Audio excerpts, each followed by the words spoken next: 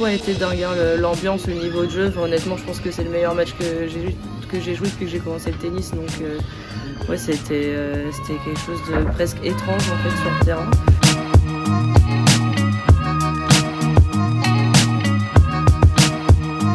Merci Léolia, on est en direct de Saint-Malo. Demain tu affrontes une grosse joueuse, Elina Svitolina. Est-ce que tu peux nous parler comment tu appréhendes ce match et comment tu le sens déjà un petit peu sur ce début de tournoi? Déjà je me sens très bien sur ce tournoi, je suis très contente de ma victoire d'hier. On va dire, j'ai eu un début de saison assez compliqué, donc gagner 2 matchs de suite, ça me fait très plaisir.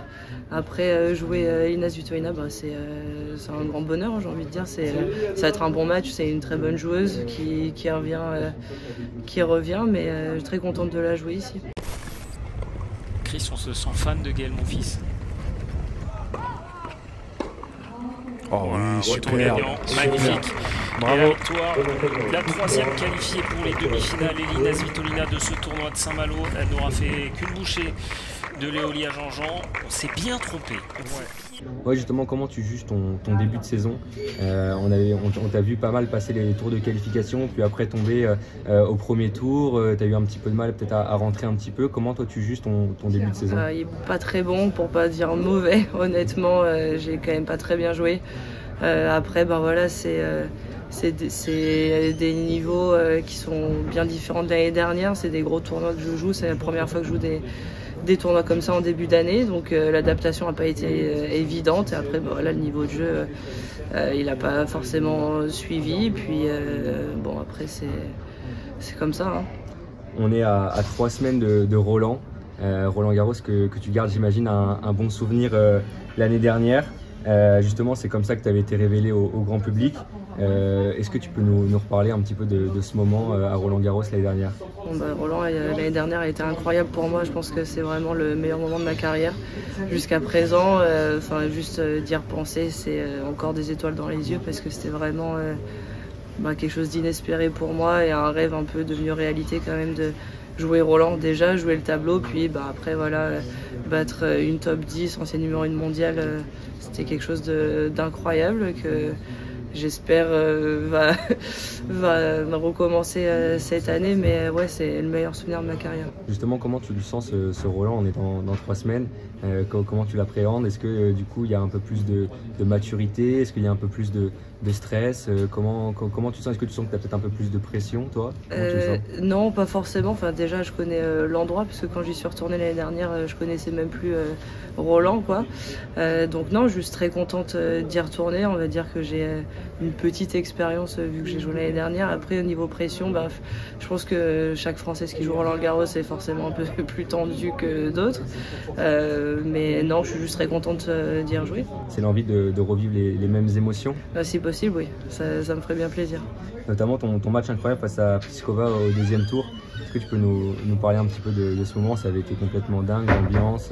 Et puis justement, après, ce qui s'est passé derrière, les retombées, c'est là où tout le monde t'a découvert, on va dire. Ouais, tout a été dingue, hein, l'ambiance, le niveau de jeu. Enfin, honnêtement, je pense que c'est le meilleur match que j'ai joué depuis que j'ai commencé le tennis. Donc, ouais, c'était quelque chose de presque étrange en fait sur le terrain.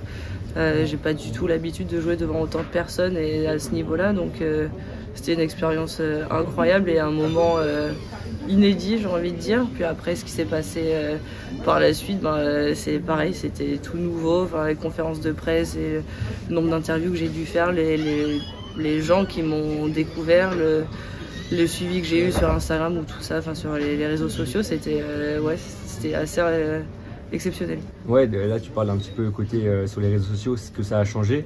Et d'un point de vue tennis, qu'est-ce que ça t'a apporté? D'un point de vue tennis, t'as pris de l'assurance, de la maturité sur le circuit? Forcément, de l'assurance, parce qu'on se dit finalement on a le tennis pour peut-être bien jouer et pour battre quand même de très bonnes joueuses, donc ça donne confiance. Après, le tennis, on sait comment ça marche aussi, hein, ça peut donner confiance et après repartir dans des moments un peu plus durs, mais c'était c'était un moment que, en tout cas, que j'oublierai jamais. Quel va être l'objectif du coup sur ce Roland et sur les mois à venir pour toi? Quel est l'objectif? L'objectif déjà à Roland, c'est de faire au minimum la même chose que l'année dernière. Donc voilà, si je peux passer en deuxième semaine, ce serait beau, hein, mais on verra bien. En tout cas, on va pas trop se stresser là-dessus. Après, pour l'objectif de la suite, ça va être de rentrer dans le top 100 quand même.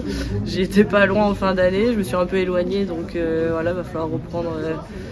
Regagner quelques matchs pour ça. Et de s'y maintenir aussi. Et de s'y maintenir, oui, bien sûr. Et qu'est-ce qu'on peut te souhaiter pour la suite? Il va y avoir Roland Garros et après pour les mois à venir? De jouer les tableaux de tous les grands chelems par la suite après. Voilà. Parfait, écoute, je te remercie Léolia. Merci.